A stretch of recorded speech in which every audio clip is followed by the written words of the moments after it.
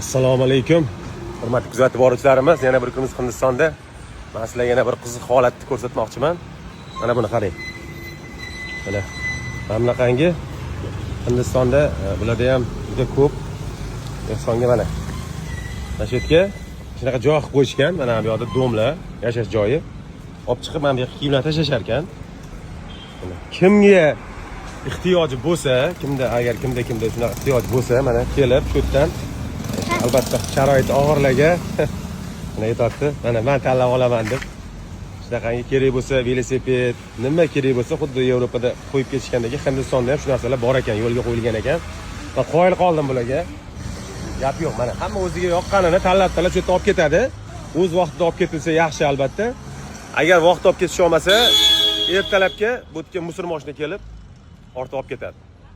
Shunaqa holat bo'lar ekan. Men buni sizlarga bir ko'rsatmoqchi bo'lib, bir ma'lumot o'rnida ko'rsatib qo'ydim. Albatta, yana bir qiziq holat. Hozir bir ichkariga kirib, mana afrikalik do'stim chaqiryapti. Nima qilayotganini menga ko'rsatmoqchi. Shunga bir sizlarga shuni ham ko'rsatib o'taman.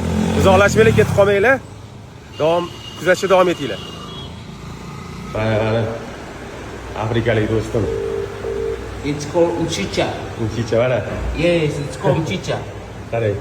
Avlaqangi o'tni olib bizga ko'rsatib, biz mashina senga hozir zo'r taom tayyorlab beraman. Mchicha. Ha, mchicha? Mchicha. Mchicha. Yeah, mchicha. Mchicha. Yes, so nice. Shunaqa beraman. I'll give you. Just test it. Test it. Well, okay. You don't have in your country? Yes. You don't have it. This no boshqasi bor. O'zim bilan tilni tushunmayman, ingliz tilini ham sal bilaman, lekin bir-birimizni tushunamiz. Ovqat yemasdan adashmaymiz bir-birimizdan.